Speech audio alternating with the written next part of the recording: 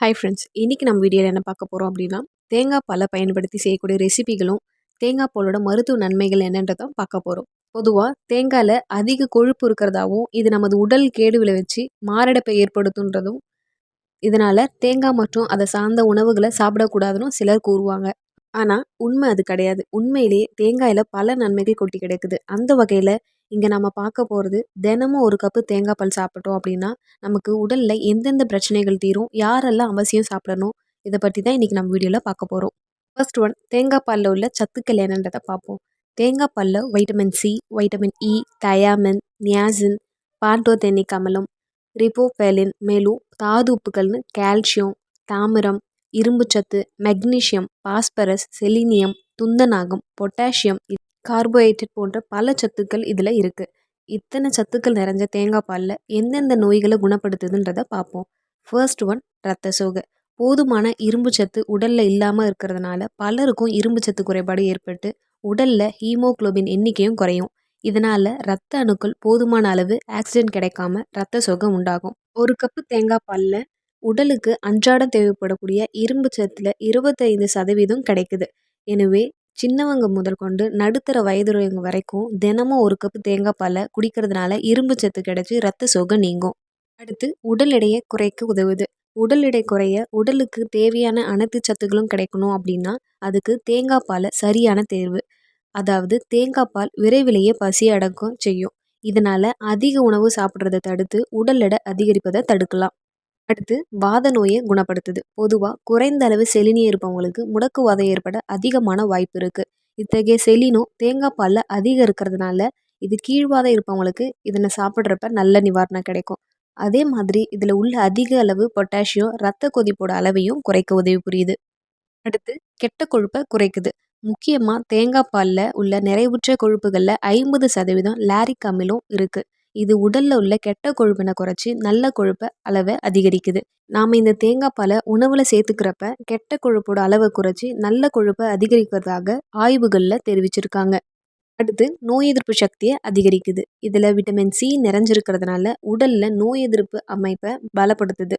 முக்கியமாக நோய் எதிர்ப்பு சக்தி கூட்டக்கூடிய மோனோலாரின் என்ற பொருள் தேங்காயில் மட்டும்தான் அதிகமாக இருக்குது. இது நோய் எதிர்ப்பாற்றலை அதிகரிக்கிறது மட்டும் இல்லாமல் இரத்த கொழுப்பை குறைப்பதற்கும் உதவி புரியுது. தேங்காவை தவிர இந்த சக்தி இயற்கையாகவே கிடைக்கும் இன்னொரு இடம் தாய்ப்பால் மட்டும்தான். அடுத்து, உடலுக்கு நல்ல பலத்தை கொடுக்குது. வயது முதிர்வோட காரணத்தால் தசை நரம்புகளுக்கு போதிய சத்துக்கள் கிடைக்காதனாலும் சிலருக்கு உடலில் பல பகுதிகளில் இருக்கும் தசைகள் நரம்புகள் போன்றவற்றில் இறுக்கம் ஏற்பட்டு மிகுந்த சிரமத்தை தருது. அவங்க வாரத்துக்கு 3 முறையாவது தேங்காய் பால் சாப்பிட்டு வந்தோம் அப்படின்னா தசை நரம்புகளில் ஏற்படும் இறுக்கத்தன்மை தளர்ந்து உடலுக்கு நல்ல பலத்தை தரும். அடுத்து, எலும்புகளை வலிமையாக வச்சுக்க இந்த தேங்காய் பால் உதவி புரியுது. எலும்புகள் வலிமையாக இருக்கிறதுக்கு கால்சிய சத்து ரொம்பவே அவசியமான ஒன்றாக இருக்குது. இதே மாதிரி பாஸ்பரஸ் சத்தும் எலும்புகளோட ஆரோக்கியத்திற்கு முக்கியம். அதாவது பாஸ்பரஸ் உடலில் இருக்கும் அனைத்து எலும்புகளோட தேய்மானத்தையும் தடுக்குது. தேங்காய் பாலில் கால்சியம் மற்றும் அதிக அளவு பாஸ்பரஸ் இருக்கிறதுனால தேங்காய் பாலை அடிக்கடி சாப்பிட்டு வந்தோம் அப்படின்னா எலும்புருக்கி நோய் போன்றவை ஏற்படாமல் தடுக்கலாம். அடுத்து, சருமத்திற்கு ரொம்பவே உதவி புரியுது. தேங்காய் பாலை அடிக்கடி சாப்பிட்டு வந்தோம் அப்படின்னா சருமத்தில் ஏற்படும் சுருக்கங்கள் நீங்கி தோலில் பளபளப்பு தன்மை அதிகரிக்கும். தோலோட நிறத்தையும் கூட்டி இளம தோற்றத்தையும் தக்க வைக்க இந்த தேங்காய் பால் உதவி புரியுது. பொதுவாக கேரள மக்கள் சரும பொலிவுடன் இருக்கிறதுக்கு காரணம் அவங்க தினமும் தேங்காய் பால் அப்படி இல்லைன்னா தேங்காயுடன் தொடர்புடைய உணவுகளை சாப்பிட்றதுனால தான். அடுத்து, குடல் புண்ணுக்கு உதவி புரியுது. முக்கியமாக வயிற்றுப்புண் ஆற தேங்காய் பால் போன்ற மருந்து எதுவுமே கிடையாதுன்னு சொல்லலாம். இதனால வாய்ப்புண் வயிற்றுப்புண் உள்ளவங்க தேங்காய் பால் சாப்பிட்டு வந்தோம் அப்படின்னா விரைவிலேயே புண்கள் ஆறும். அது மட்டும் இல்லாமல் எந்தவித வயிற்று கோளாறுகளையும் சரி செய்யும். உடல் சூட்டையும் தணிக்குது. இதில் உள்ள மெக்னீசியம் தசைப்பிடிப்பு மனப்பதற்றம் மற்றும் மன அழுத்தம் இவற்றை குறைச்சி நரம்புகளை அமைதிப்படுத்துது.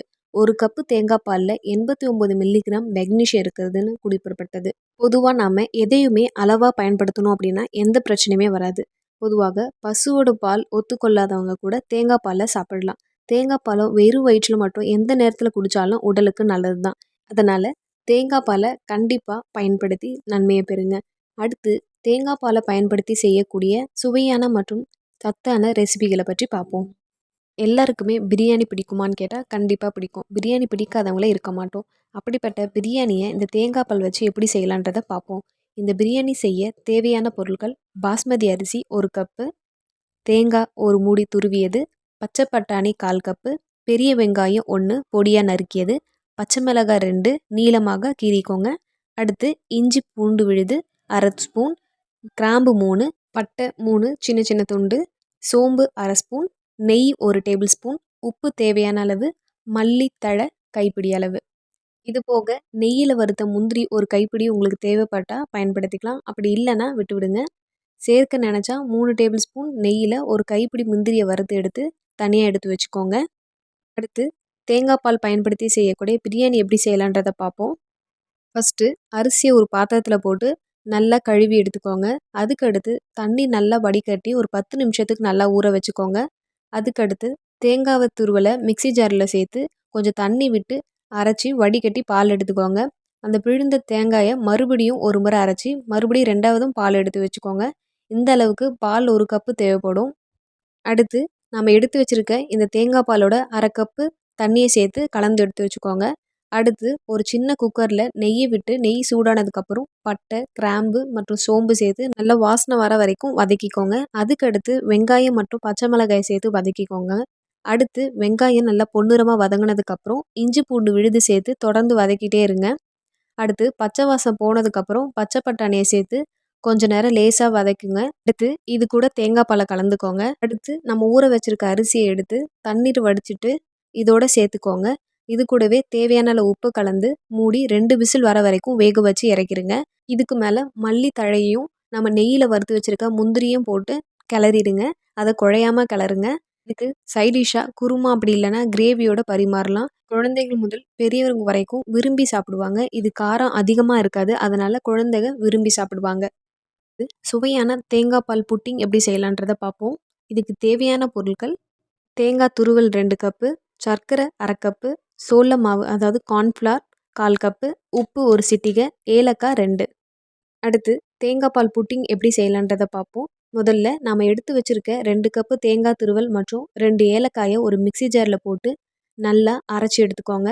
அதுக்கப்புறம் அதுலேருந்து வர தேங்காய் பாலை தனியாக ஒரு கிண்ணத்தில் வடித்து எடுத்து வச்சுக்கோங்க. அதுக்கடுத்து ஒரு அடிகனமான பாத்திரத்தில் நம்ம எடுத்து வச்சுருக்க தேங்காய் பாலில் 3/4 கப்பை ஊற்றிட்டு 1/4 கப்பு பாலை தனியாக எடுத்து வச்சுக்கோங்க.